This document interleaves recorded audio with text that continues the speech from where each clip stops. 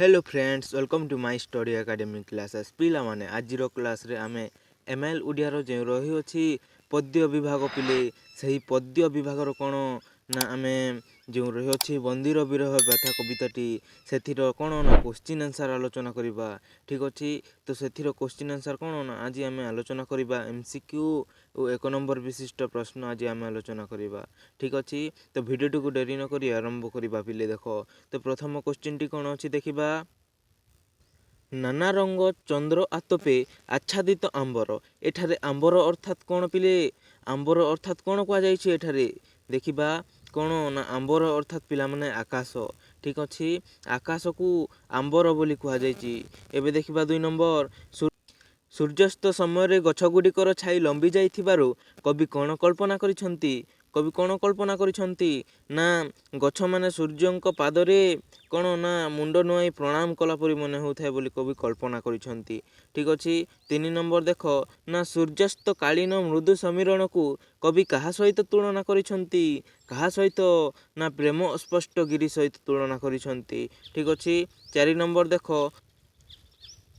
संध्याकालीन मृदु समीरण रे सूर्य प्रेमिकार कानरे कौन कहूथिले ना शीघ्र फेरी आसीबी बोली के कहूथिले ना सूर्य कहूथिले ठीक अछि एबे देखिबा 5 नंबर पिले भवीर नेत्र रे कौन देखा जाए पिले ना प्रेमिकार आनंद भितरे विषादर रेखा देखा जाए कौन ना प्रेमिकार आनंद भितरे विषादर रेखा देखा जाए ठीक अछि एबे देखिबा 6 नंबर बंदी गोपबंधु प्राण रे केउ दृश्य कष्ट देउथिला पिला माने ना सही संध्यार विरह दृश्य कष्ट देउथिला ठीक अछि एबे 7 नंबर देख प्रणय पीयूष रे कौन मिसिची ना विरहर विष मिसिची पिला माने ठीक अछि 8 नंबर देख कविंक तापित अंतर रे किपरि सांत्वना आसीबो बोली से मने करिसंती किभଳି आसीबो ना कविंक तापित अंतर रे प्रकृति मध्य समहुद वेदना देखिले कवि को सांत्वना आसीबो बोली से मने करिसंती ठीक अछि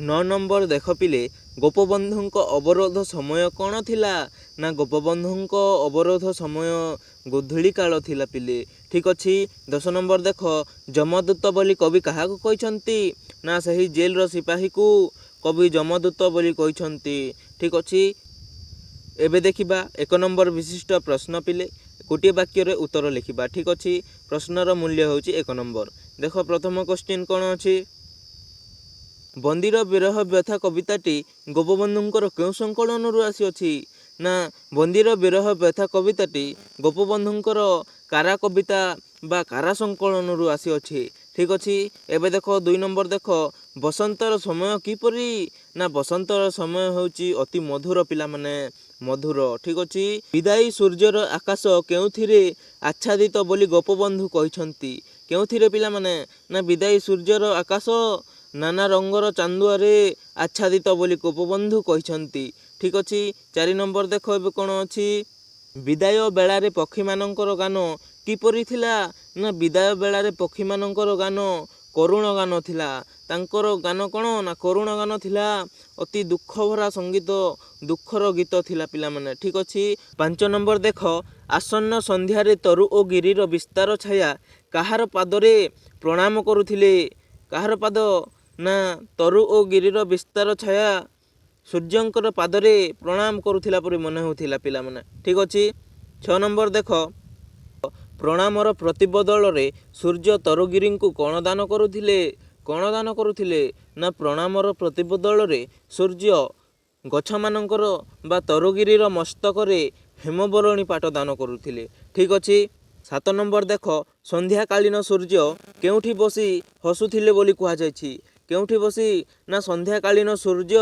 अस्ताचल उपरे बसी हसुथिले बोली कहा जायछि अर्थात कोठारे ना सूर्य अस्त होइथिबा पर्वत रे बसी हसुथिले ठीक अछि 8 नंबर देख अस्ताकालीन सूर्यंकर कोमल किरण को कवि कहा सहित तुलना करिसंती अस्ताकालीन सूर्यंकर कोमल किरण को कवि कहा सहित ना कोमल आश्वासना और स्नेह आदर सहित तुलना करिसंती ठीक अछि 9 नंबर देख एबे कोन अछि विदाय बेलारे प्रेमर अस्पष्ट भाषा किए उच्चारण करुथिले ना विदाय बेलारे प्रेमर अस्पष्ट भाषा ସୂର୍ଯ୍ୟ ଉଚ୍ଚାରଣ କରୁଥିଲେ।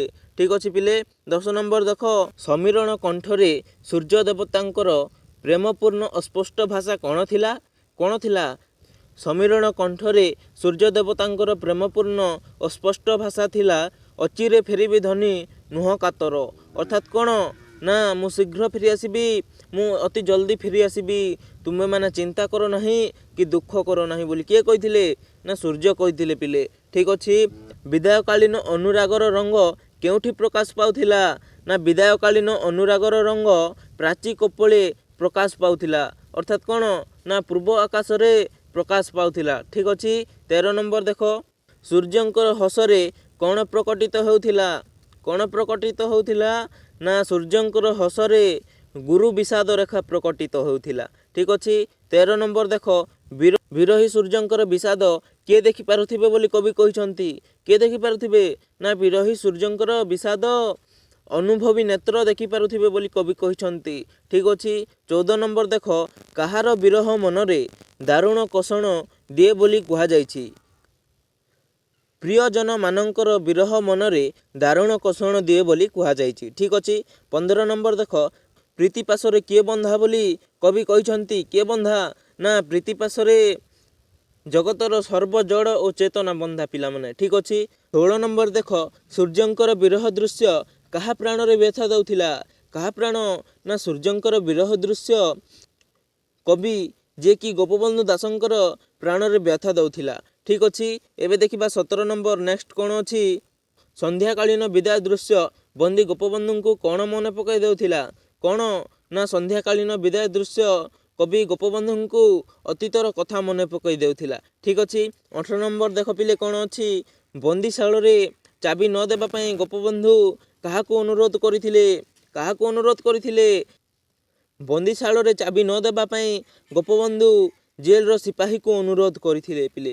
ଠିକ୍ ଅଛି। 19 ନମ୍ବର ଦେଖ, ଗୋପବନ୍ଧୁ ବନ୍ଦୀଶାଳର ଚାବି ନ ଦେବା ପାଇଁ ସିପାହୀକୁ କାହିଁକି ଅନୁରୋଧ କରିଥିଲେ?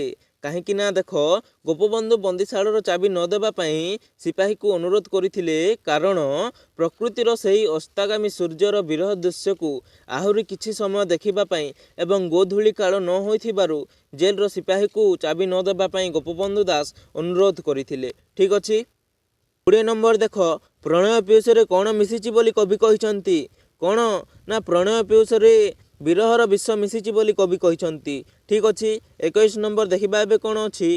ବିଶ୍ୱବାସୀଙ୍କ ପ୍ରତି ବିଧାତାଙ୍କର କ'ଣ ନା ବିଚିତ୍ର ଆଶିଷ ବୋଲି କବି କାହାକୁ କହିଛନ୍ତି? କାହାକୁ କହିଛନ୍ତି? ପ୍ରଣୟ ପିଉସରେ ଯେଉଁ ବିରହର ବିଷ ମିଶିଛି ତାହାକୁ ହିଁ କ'ଣ ନା ବିଶ୍ୱବାସୀଙ୍କ ପ୍ରତି ବିଧାତାଙ୍କର ବିଚିତ୍ର ଆଶିଷ ବୋଲି କବି କହିଛନ୍ତି। ଠିକ୍ ଅଛି। ଏବେ ଦେଖିବା 22 ନମ୍ବର। ସୁନ୍ଦର ପଦ୍ମରେ କିଏ ଜଡ଼ିତ ହୋଇଥାଏ ବୋଲି କୁହାଯାଇଛି? କିଏ? ସୁନ୍ଦର ପଦ୍ମରେ ଅହି ଜଡ଼ିତ ହୋଇଥାଏ ବୋଲି କୁହାଯାଇଛି। ଅହି ଅର୍ଥାତ୍ କ'ଣ ନା ସାପ ପିଲାମାନେ। ଠିକ୍ ଅଛି। 23 ନମ୍ବର ଦେଖ, ବିରହକୁ କବି କାହା ସହିତ ତୁଳନା କରିଛନ୍ତି? କାହା ସହିତ? ନା ବିଷ ସହିତ ତୁଳନା କରିଛନ୍ତି ପିଲାମାନେ। ଠିକ୍ ଅଛି। 24 ନମ୍ବର ଦେଖ ପିଲେ, କେଉଁ ବିଷୟରେ କବିଙ୍କ ପରାଣ ଘାରି ହେଉଛି ବୋଲି ସେ କହିଛନ୍ତି? କେଉଁଠାରେ? ନା ବିରହ ବିଷମ ବିଷରେ।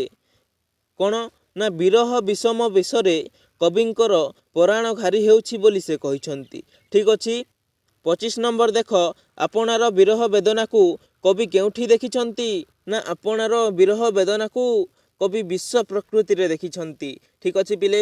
ଏବେ ଦେଖିବା ନେକ୍ସଟ କ'ଣ ଅଛି? କବିଙ୍କ ତାପିତ ଅନ୍ତର କିଭଳି ଭାବରେ ସାନ୍ତ୍ୱନା ଲାଭ କରିବ? କିପରି? ନା କବିଙ୍କ ତାପିତ ଅନ୍ତର ଯଦି ଅସ୍ତାଗାମୀ ସୂର୍ଯ୍ୟର ବିରହ ଦୃଶ୍ୟକୁ ଦେଖିଲେ କବିଙ୍କର ତାପିତ ଅନ୍ତର ସାନ୍ତ୍ୱନା ଲାଭ କରିବ ବୋଲି ସେ ଭାବିଛନ୍ତି। ଠିକ୍ ଅଛି। 27 ନମ୍ବର ଦେଖ, ବନ୍ଦୀଶାଳର ଅବରୋଧ ସମୟ କେଉଁ ସମୟ ଥିଲା? ନା ଗୋଧୂଳି ସମୟ ଥିଲା ପିଲାମାନେ। ଠିକ୍ ଅଛି। ଗୋଧୂଳି ସମୟ। 28 ନମ୍ବର ଦେଖ, ସୂର୍ଯ୍ୟ ଆକାଶରେ ରତ ରତ ହେଉଥିବାରୁ କବି ସିପାହୀକୁ କ'ଣ ଅନୁରୋଧ କରିଛନ୍ତି? ସେ ଅନୁରୋଧ କରିଛନ୍ତି ଯେ ସୂର୍ଯ୍ୟ ଅସ୍ତ ଏବେ ହୋଇନାହିଁ, ତେଣୁ ସେହି ଦୃଶ୍ୟକୁ ଦେଖିବା ପାଇଁ କିଛି କ୍ଷଣ କାରା ପ୍ରାଙ୍ଗଣରେ ରହିବା ପାଇଁ ଅନୁରୋଧ କରିଛନ୍ତି। କାହାକୁ ଅନୁରୋଧ କରିଛନ୍ତି? ନା ସେହି ସିପାହୀକୁ ଅନୁରୋଧ କରିଛନ୍ତି ପିଲେ। ଠିକ୍ ଅଛି। ନେକ୍ସଟ ଦେଖ କ'ଣ ଅଛି? ଯମଦୂତ ବୋଲି କବି କାହାକୁ କହିଛନ୍ତି? ଯମଦୂତ ବୋଲି କବି ସେହି ସିପାହୀକୁ ବା ସେହି ଜେଲର ସିପାହୀକୁ କହିଛନ୍ତି। ଶେଷ ପ୍ରଶ୍ନ ଦେଖ ପିଲେ, ନିଜର ମର୍ଯ୍ୟାଦା ଜଗି ଶେଷରେ କବି କ'ଣ କରିବେ ବୋଲି କହିଛନ୍ତି? କ'ଣ କରିବେ? ନା ନିଜର ମର୍ଯ୍ୟାଦା ଜଗି ଶେଷରେ କବି ସେହି କାରାଗାର ଭିତରକୁ ଚାଲିଯିବେ ବୋଲି କହିଛନ୍ତି। ଠିକ୍ ଅଛି, ତ ଆଜିର ଭିଡ଼ିଓଟି ଯଦି ଭଲ ଲାଗିଥାଏ ତାହେଲେ ଭିଡ଼ିଓଟିକୁ ଗୋଟେ ଲାଇକ୍ କରିଦେବ। ଚ୍ୟାନେଲରେ ନୂଆ ଆସିଥିଲେ ଚ୍ୟାନେଲକୁ ସବସ୍କ୍ରାଇବ୍ କରି ନୋଟିଫିକେସନଟିକୁ ଅଲ୍ରେ ରଖିଦେବ, ଯାହାଫଳରେ ମୁଁ ଛାଡ଼ୁଥିବା ସମସ୍ତ ଭିଡ଼ିଓ ସର୍ବପ୍ରଥମେ ତୁମ ପାଖକୁ ପହଞ୍ଚି ପାରିବ। ଠିକ୍ ଅଛି, ଥ୍ୟାଙ୍କ ୟୁ ସୋ ମଚ୍। ବନ୍ଦେ ଉତ୍କଳ ଜନନୀ।